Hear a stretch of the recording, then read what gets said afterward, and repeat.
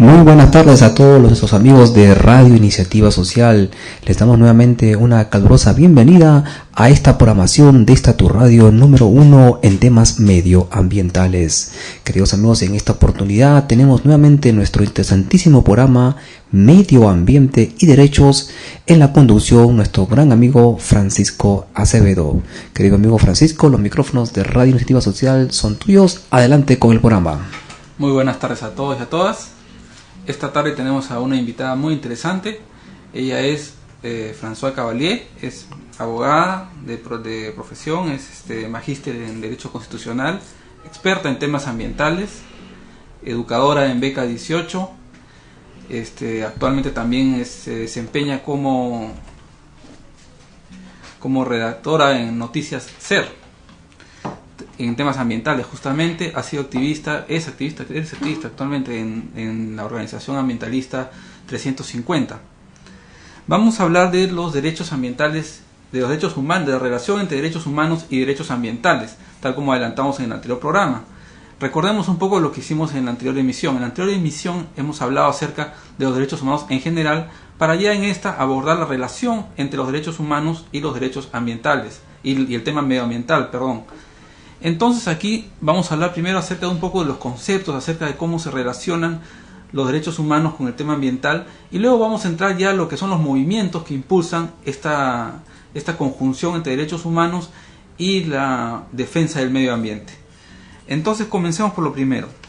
¿Qué relación tienen los derechos humanos con el medio ambiente? Bueno, sí, puedes hablar.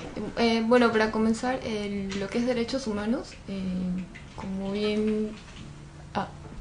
ahí está bien. Ya. Lo que es derechos humanos en realidad tiene que ver mucho con la dignidad del hombre, ¿no?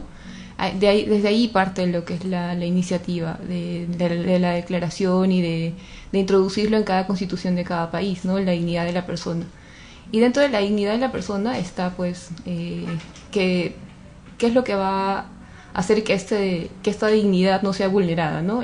Por ejemplo, tener un trabajo digno, tener salud, tener un lugar donde vivir, no solamente lo que es propiedad, sino un ambiente adecuado, ¿no es cierto? Claro. Entonces ahí entra el aspecto de medio ambiente. Estamos hablando de la Declaración Universal de Derechos Humanos, ¿no es cierto? Claro, la declaración se basa en eso.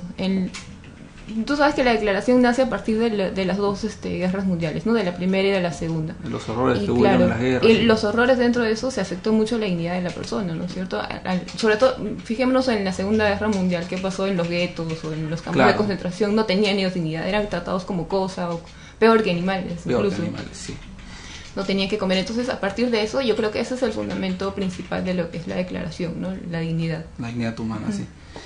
Sin embargo, hay una cuestión que hace que los derechos humanos tengan en su origen una distancia relativa respecto al tema ambiental, y es que los derechos humanos, en este concepto de dignidad humana, que es el valor del ser humano por el simple hecho de ser humano, o sea, el valor intrínseco que tiene el ser humano, se entienda como algo antropocéntrico, es decir, que gira alrededor del ser humano y no alrededor de su entorno, mejor dicho, ignorando su entorno.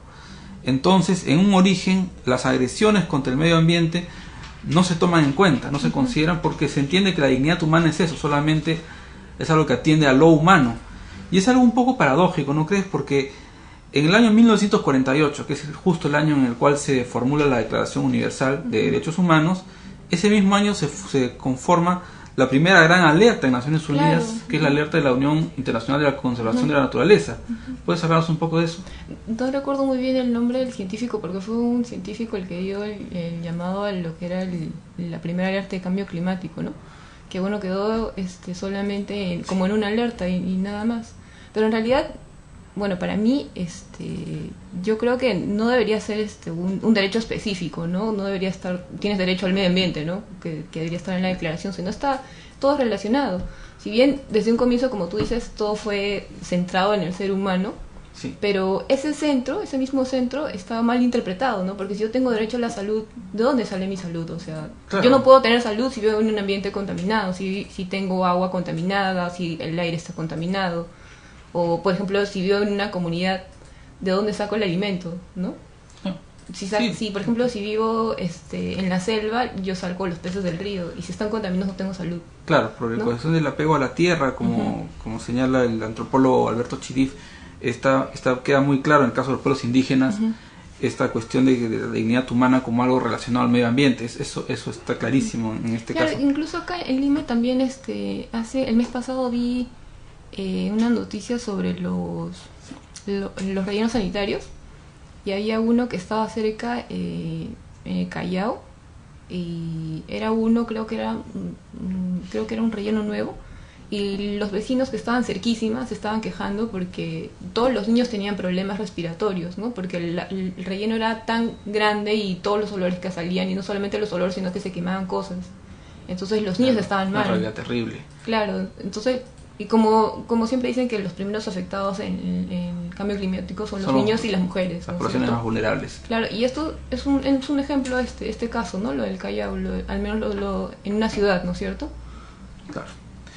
Es interesante ya en este contexto cómo pasado los años y a raíz justamente del aumento de la contaminación ambiental, principalmente en el hemisferio norte, que es generalmente quien toma la iniciativa en las temáticas, en los ítems que postula Naciones Unidas, justamente a raíz de la contaminación del mar Báltico en la década de 1960, a raíz de ello se postula en Estocolmo, que no es casual que sea ahí, justamente en Estocolmo, es una ciudad báltica, se postula en esa ciudad la Declaración de Estocolmo, ¿no? Ahí se realiza la primera conferencia de Naciones Unidas sobre el medio ambiente, y ahí se postula, entre otras cosas, que el ser humano en su dignidad esta dignidad humana se debe realizar en armonía con el medio ambiente, tal como tú señalas. Sin embargo, ello como que queda un poco en el olvido y es recién rescatada en la conferencia de Río de Janeiro en 1992. Ahí recién como que ese concepto que había quedado un poco, como que fue y generó entusiasmo en los años 70, y de ahí como quedó estancado hasta... Pero en realidad también queda estancado en los 90, porque en realidad el primer caso donde lo toman como un problema tanto ambiental y que afecta a derechos humanos es esto, que también salió en Amnistía, pero en la Amnistía de España, que fue lo del caso de la contaminación del delta del Níger, que fue... En realidad ellos tenían ya muchos años de contaminación, pero lo publican en el 2008, y este era como que el niño símbolo, ¿no?, de la contaminación y los derechos humanos, porque en realidad era terrible, no tenían tierras, no tenían agua, era explosiones a cada rato en las comunidades de esa región, ¿no?, que eso es en África, me parece. Soy muy mala en geografía. En la costa atlántica africana es la delta del Níger. Claro, y fue muy lejos, ¿no? Tú estás hablando del 93 o de los 90 y hasta el 2008 es mucho tiempo, ¿no es cierto? Incluso es mucho más tiempo de los años 40 donde se da la primera alarma, ¿no? Claro. Y de donde parte la Declaración de Derechos Humanos. Digamos que Amnistía Internacional se tomó su tiempo, pero antes que Amnistía Internacional quisiera recordar que en el año 92 ya Human Rights Watch había publicado una declaración de cara a la conferencia de Río de Janeiro de 1992, en la cual incidía en la necesidad de que los derechos humanos, que el enfoque de derechos humanos ingresase también a la cuestión de la degradación ambiental. Aún no visualizaba el tema del cambio climático Human Rights Watch, ojo, recién lo va a visualizar, recién lo va a agendar en el año 2007 Human Rights Watch, pero ya en Río de Janeiro ya estaba empezando a atender este tema, en alianza con el National Resources Defense Council, que es una organización ambientalista de Norteamérica. Entonces, pero es como una cuestión muy pionera, como tú dices, recién en el siglo XXI que los movimientos sociales comienzan a involucrarse, no solamente ¿no? los movimientos, sino yo creo que tanto cada gobierno de cada país como que ahí tuvo un poco de alerta, ¿no? Porque era un caso de petróleo, ¿no? Era de una empresa conocida como Shell, ¿no? A pesar de que ya había habido otros derrames, por ejemplo en el Ártico y otras cosas, no le dieron tanta importancia de repente porque en el Ártico no hay comunidades, ¿no? Pero se estaban matando otro tipo de especie viva, ¿no? Como los animales. Pero en este caso sí fue como que un poco más sonado para ellos, no tanto para ellos, sino a nivel mundial, ¿no es cierto? Porque es como que tú te das cuenta que tanto la contaminación te va a afectar a ti. Pero yo creo que el tema en sí de cambio climático, tanto de calentamiento global, porque son dos cosas diferentes, la gente como que todavía dicen no lo relaciona, ¿no?, con los derechos humanos, ¿no? Porque dice, sí está cambiando el clima, pero ¿Eso qué tiene que ver con mi derecho humano? En realidad tiene mucho que ver. Tiene mucho Pero que ver. yo creo que esta parte de lo del níger se pudo relacionar mucho más rápido porque era contaminación directa, ¿no? El problema era más directo y tú lo podías ver. Entonces bueno, el problema es malísimo, ¿no? Pero fue bueno para ya tomar conciencia de que sí hay una relación, ¿no es cierto? Sí, me parece muy interesante ese punto. Antes de pasar al siguiente punto, que ya es entrar a lo que son los movimientos sociales, quisiera saber tu opinión acerca, ya has adelantado un poco tu opinión acerca de que para ti los derechos humanos engloban todo, pero y que no debe haber un derecho y que no importa tanto un derecho específico sobre el medio ambiente sano. Sin embargo, sí existe, o por lo menos existe la intención de que haya de que existe un derecho específico sobre el derecho al medio ambiente sano, y es justamente el derecho al medio ambiente sano, que fue propuesto en la Declaración de Estocolmo en 1972. ¿Qué opinas sobre esa iniciativa? Bueno, yo creo que sí estaría bien. O sea, yo te digo que no necesitaría porque, bueno, yo he estudiado el tema, ¿no? Y al menos cuando tú vienes de una carrera de Derecho te tocan incluso, miren, cuando yo estudié en la universidad me tocaron el tema de Derechos Humanos y Medio Ambiente separado. Ah, ya. Cuando entro a la maestría lo llevé en el mismo curso, Medio Ambiente en el curso de Derechos Humanos. Pero ahora, ¿por qué sería importante introducirlo? Porque, por ejemplo, si tú ves en otros países, en los colegios, en primaria, ellos ya llevan lo que es al menos los niños saben cuáles son sus derechos, ¿no? Tú vas a un colegio de acá y no saben cuáles son sus derechos.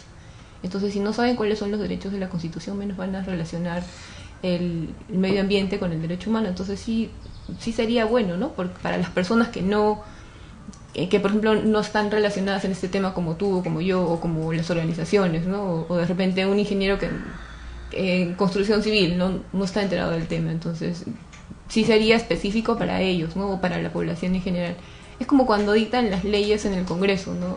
Las dictan solamente para las personas que saben interpretar las leyes, y las leyes son para todos. Las leyes son para todos, sí. Tú le das a una persona que solamente tiene educación secundaria, al leer la ley, por ejemplo, la ley Pulpín, claro, no la va a entender. Una ley tiene que ser entendida por todo ciudadano, claro, en principio.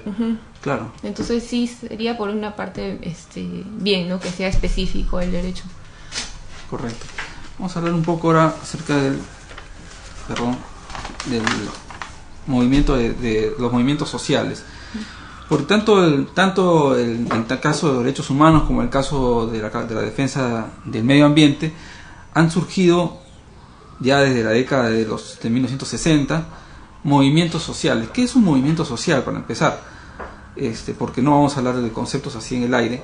Un movimiento social son un conjunto de organizaciones de la sociedad civil que tanto a nivel nacional como a nivel internacional, también puede ser a nivel internacional, claro, promueven el cumplimiento de causas, de derechos, para que los cumplan los estados, organizaciones internacionales, eventualmente también empresas privadas, es decir, actores que tienen responsabilidad en cumplir estas obligaciones.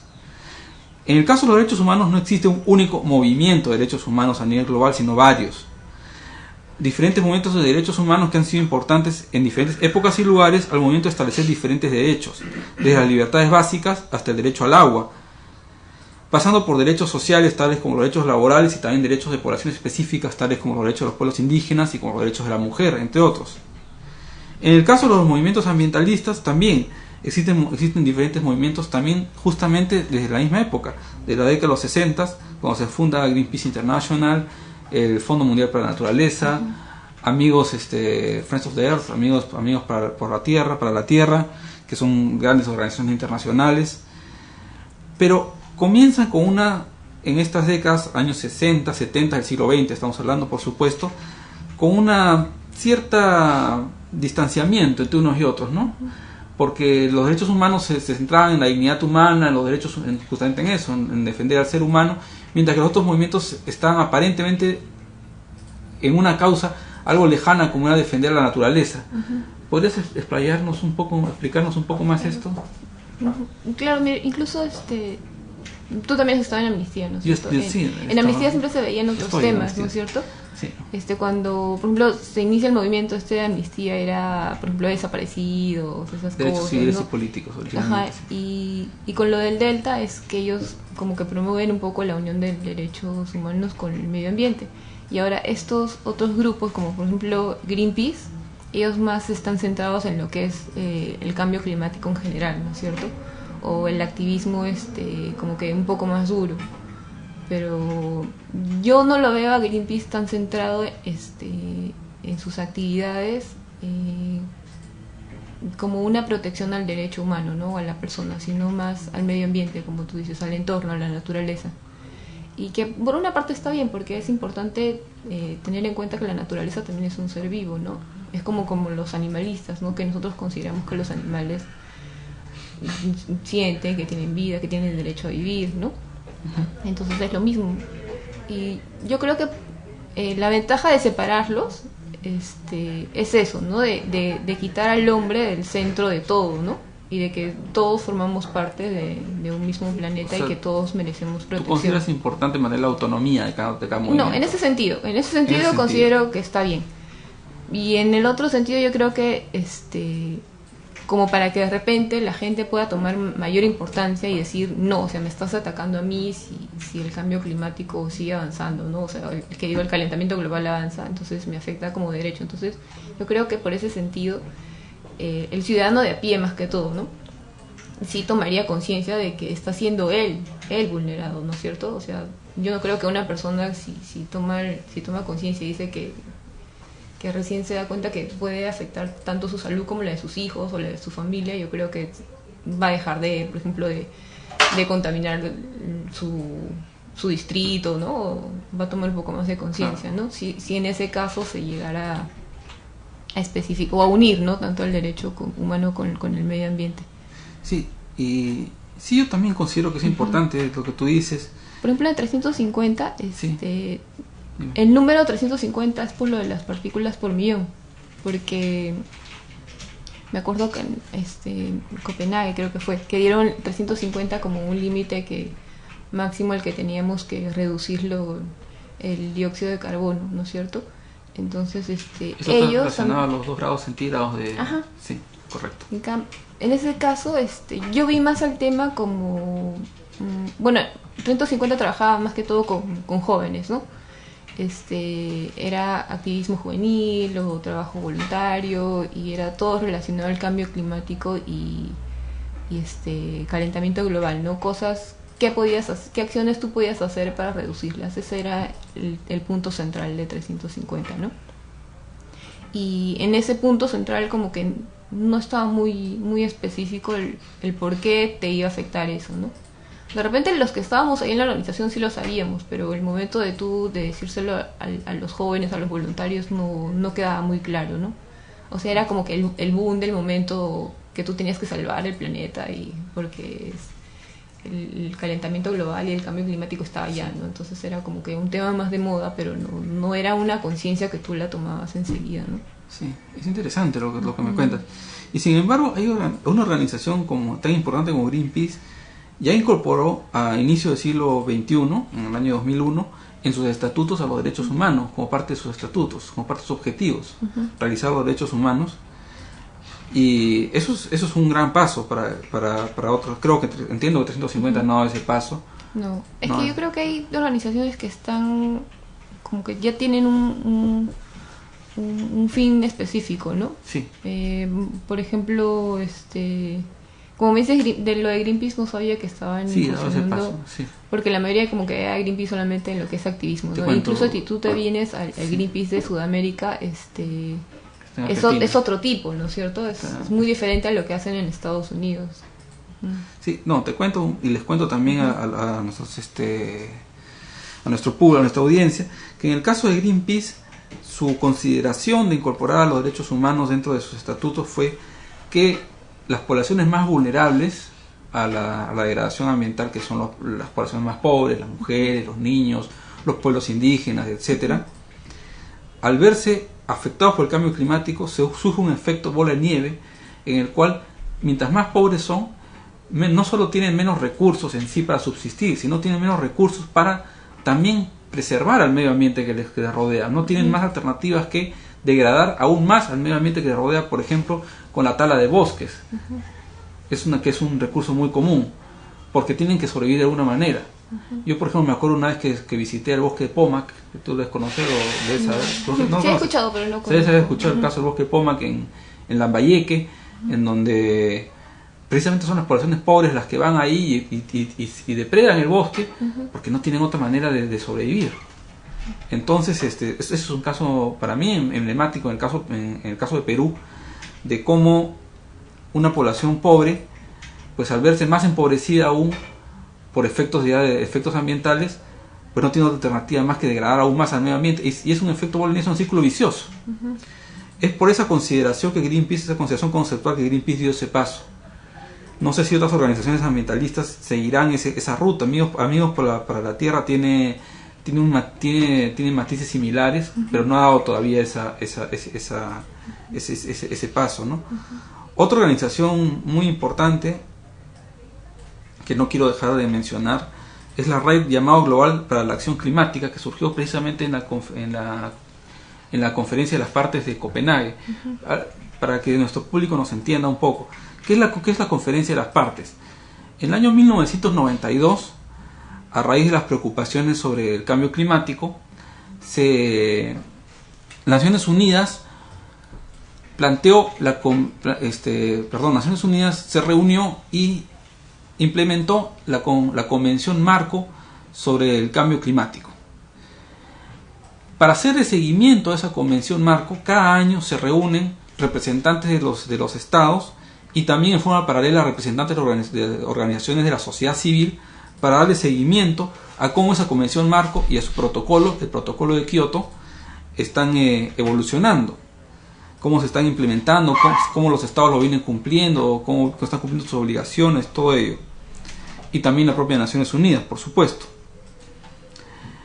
Entonces, en la convención de Copenhague, que es una de las convenciones de las partes, una convención de seguimiento de esta convención marco sobre el cambio climático, hubo mucha expectativa respecto a que iban a haber avances muy grandes, expectativas que lamentablemente se vieron frustradas. En este contexto surgió una red de la sociedad civil que se llama el Red Llamado Global para la Acción Climática, también conocida como Red Tic Tic Tic, por el ruido que hace el reloj, haciendo alusión a que ya no queda más tiempo, o queda muy poco tiempo, le queda muy poco tiempo al planeta, ¿no? Por la cuestión del avance del cambio climático. La Red Llamado Global para la Acción Climática agrupa más de 200 organizaciones no gubernamentales de desarrollo, humanitarias, ambientales, de derechos humanos, etcétera. 350, perdón, está allí en la red. No está. No, es una organización muy aparte. Muy aparte. Ya, correcto. Sí, es una red muy importante y que sí, que vino también aquí a la COP a la COP, o sea, a la Conferencia de las Partes de Lima, y que por supuesto va a estar en la próxima conferencia. La próxima conferencia de las partes, que es muy importante, es la de París, que va a ser este año, a fines de este año, ¿no? ¿Podrías François, de tu especialidad, explicarnos? Sí, porque creo que tú estuviste presente. Fui algunos días. Por motivos de tiempo no pude estar todos los días. En realidad fue mi primera COP. No tengo mucha experiencia en las COPs anteriores, o sea, como en la COP de Lima, ¿no? Claro, en la COP de Lima es la única que fui. Lo que me llamó la atención, para ser la primera vez que voy a una COP, era que había mucha gente joven. Vinieron muchos organizaciones y además de que una de las cosas positivas que tuvo esta COP fue que estuvo abierto a muchos sectores de la población, ¿no? Habían representantes indígenas. Si bien desde el primer día hubo quejas de que de repente no habían intérpretes, y de verdad no hubo intérpretes, sí hubo una preocupación, al menos por la COP y por los asistentes, sobre el tema de pueblos indígenas, que en otras COP no se ha dado, ¿no es cierto? Incluso también se tocó mucho el tema de género. Que eso fue lo que a mí me gustó mucho y me llamó bastante la atención. Y esto de los jóvenes, ¿no? Porque me acuerdo que en una de las mesas estuvo, no sé si has escuchado de la organización ABAS, claro, los que hacen las firmas para cuando sale algún problema ambiental, ¿no? Incluso animalista. Vino uno de los fundadores de ABAS y era un chico bastante joven. Me gustó mucho eso y en realidad me dio un poquito de envidia porque aquí la juventud no está tan involucrada en lo que es temas ambientales, ni siquiera de derechos humanos, menos políticos, ¿no? Por ejemplo, ayer lo que salió de el tema del aborto y salió una foto de las chicas donde estaban protestando semidesnudas. Sí, me acuerdo, sí lo he visto. Han sido, pero lapidadas por todos los jóvenes porque decían que era una manera ridícula de protestar. Entonces, pues si no te interesa el tema político, menos te va a llamar la atención el tema ambiental, ¿no es cierto? Porque uno dice, pero, o sea, el cambio climático, ¿qué es, no? Y eso es lo que a mí me gustó mucho de la COP, ¿no? Ver mucha gente joven. Pero mucha gente joven extranjera, no claro, gente joven extranjera, no, de aquí no. Por eso te digo que me da un poco de envidia porque el Perú no está tan metido en ese sentido, o sea, la juventud, ¿no? Y hubo un evento específicamente jóvenes dentro de la COP, ¿no? ¿O estoy equivocado? Sí, no, había como que un paralelo en el Jockey Plaza donde era el ingreso libre, que ahí sí hubo bastante, me dicen que hubo bastante, no fui, pero dicen que estuvo bastante bonito, incluso fueron colegios, eso también fue una de las cosas buenas, ¿no? De la COP, de la organización peruana, ¿no? Correcto. Que dio bastante llegada a diferentes sectores. Y por lo que me comenta una amiga que estuvo en apoyo ahí en el Jockey Plaza, había muchos colegios. Los colegios eran los más interesados, pero también vamos a ver qué colegios dan, ¿no? O sea, van solamente los colegios particulares. Un colegio, un colegio estatal no va a ir, y en realidad la población del Perú es donde... Claro, la mayor población es de los colegios estatales, y ellos son los que van a sufrir las consecuencias a futuro. O sea, todo lo que nosotros hacemos es el mundo que le vamos a dar a ellos, ¿no? A los pequeños. Entonces, sí, eso es lo que me da un poquito de envidia, ¿no? O sea, de otros países que están más concientizados en ese tema. Y... Bueno, Rosa, disculpa que te corte, el tiempo se nos está acabando. Solamente quiero hacerte una pregunta muy breve. Mira, aquí el reloj, el tiempo es traicionero. ¿Qué podemos esperar de la COP, de la Conferencia de las Partes de París, que va a ser a fines de este año, a tu juicio? Bueno, personalmente yo creo que está comenzando bien. Bueno, porque ha terminado bien la COP.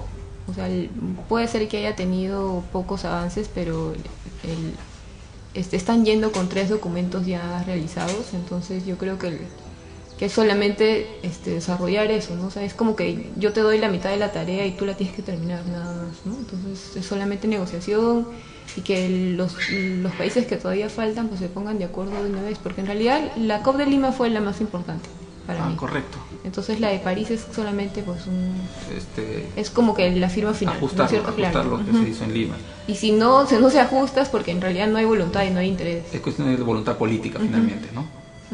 O sea, lo de Lima fue más técnico, digamos. Sí, eso fue como que más preparatorio, o sea, no es como que, como que tú vas a postular a la universidad, estás en la pre y tú ya estás preparado, pero en realidad entras con un montón de conocimientos, ¿no es cierto? Perfecto.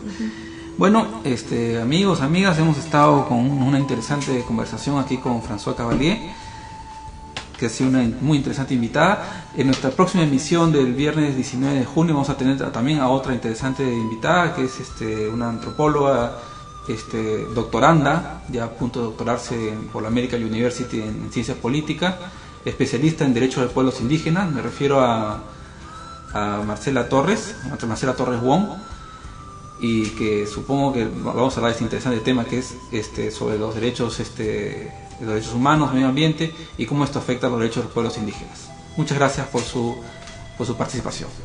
Gracias, François. Gracias.